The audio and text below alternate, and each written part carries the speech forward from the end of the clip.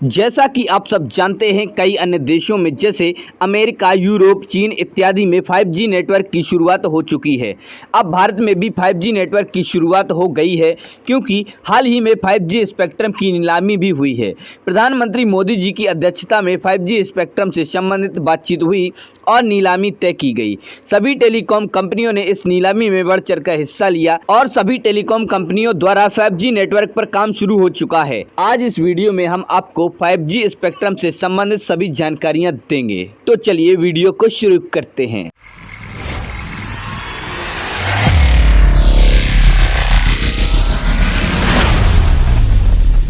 जैसा कि आप सब जानते हैं, 5G एक नेटवर्क है जिसके माध्यम से हम इंटरनेट का उपयोग करते हैं।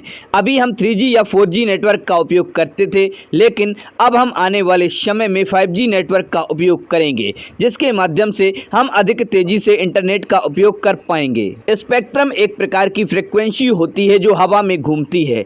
इसी स्पेक्ट्रम के लिए जगह जगह मोबाइल टावर लगाए जाते हैं ताकि ये फ्रिक्वेंसी सही तरह से बनी रहे। इसी स्पेक्ट्रम के आधार पर कोई भी नेटवर्क संचालित होता है। 4G का स्पेक्ट्रम 5G से थोड़ा कम होगा, क्योंकि 5G की इंटरनेट स्पीड 4G से अधिक होगी। सभी टेलीकॉम कंपनियों को एक सही मात्रा में स्पेक्ट्रम दिया जाता है। यदि वे कंपनी उस स्पेक्ट्रम का उपयोग जरूरत से अधिक करती है तो उस पर जुर्माना भी लगता है। 5G नेटवर्क विभिन्न स्पेक्ट्रम बैंड के आधार पर कार्य करती है, जिसमें 3 बैंड, निम्न बैंड, मध्यम बैंड और उच्च बैंड शामिल होते हैं। प्रत्येक स्पेक्ट्रम बैंड अलग अलग क्षमताओं पर कार्य करती है। कम स्पेक्ट्रम वाली बैंड कवरेज अधिक देगी, लेकिन इंटरनेट की गति कम होगी। मध्य बैंड जितनी अधिक कवरेज देगी उतनी ही इंटरनेट की गति भी देगी। उच्च बैंड सबसे अधिक इंटरनेट की गति प्रदान करेगी, लेकिन यह कवरेज छोटा देगी, यानी कि कम दूरी तक ही अच्छा गति प्रदान करेगी। 5G नेटवर्क का उद्देश्य इंटरनेट की गति को तेज करना है और किसी भी इंटरनेट संबंधित कार्य करने में कम विलंब होने का समर्थन करना है।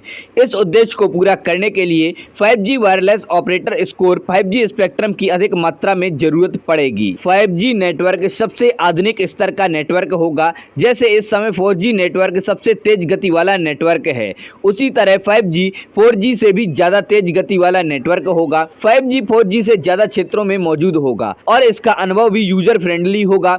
5G नेटवर्क की सबसे बड़ी विशेषता यह होगी कि यह लो बैंड से लेकर हाई बैंड तक की आवृत्ति देगा। 5G नेटवर्क के माध्यम से हम किसी भी ऐप, वीडियोज या फोटोज को बहुत ही कम समय में डाउनलोड करने में सक्षम होंगे। 5G नेटवर्क के आने से कई फायदे हैं जो 5G नेटवर्क के उपयोगकर्ताओं को मिलेंगे, जैसे कि 5G नेटवर्क में डाउनलोड करने की इंटरनेट स्पीड 10 गीगाबाइट प्रति सेकंड तक होगी।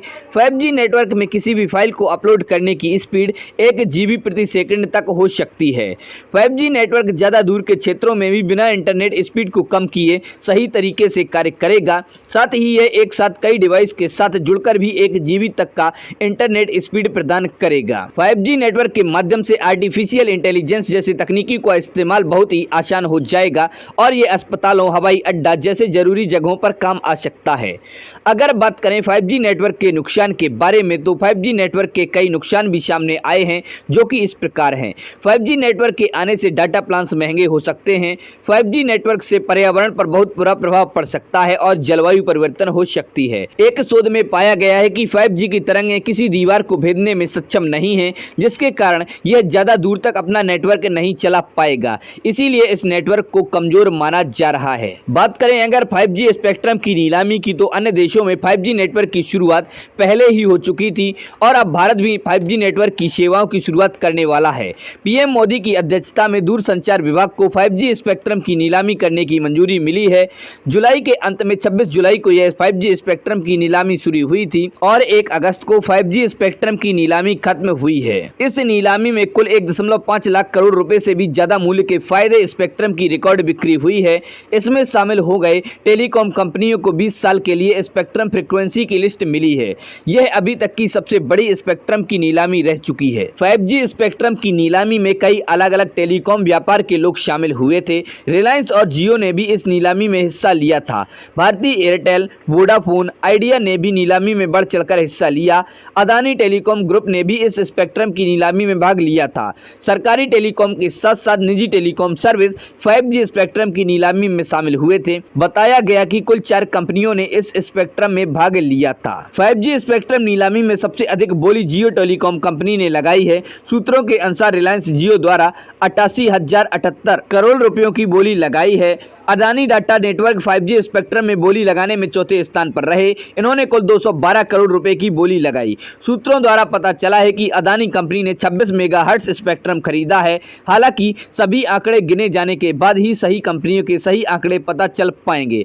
यदि हम बात करें चारों कंपनियों द्वारा बोली लगाए जाने की तो कुल 1,50,173 करोड़ रुपयों की 5G स्पेक्ट्रम खरीदे गए हैं। सरकार द्वारा कुल 72 गीगाहर्ट्ज 5G स्पेक्ट्रम नीलामी के लिए रखे गए थे, जिसमें से 51,236 मेगाहर्ट्ज स्पेक्ट्रम की बिक्री हो चुकी है। कल 1 अक्टूबर 2022 को हमारे माननीय प्रधानमंत्री नरेंद्र मोदी जी ने 5G नेटवर्क की शुरुआत अभी ये अपने देश के प्रमुख 11 शहरों में ही लागू किया गया है। उसके बाद कस्बों और गांवों में भी लागू किया जाएगा। उसके बाद हमारे देश में पूर्ण रूप से 5G की शुरुआत हो जाएगी। तो दोस्तों, आप लोगों की वीडियो कैसा लगा? पसंद आए तो इसे लाइक करें और अपने दोस्तों के साथ शेयर करें।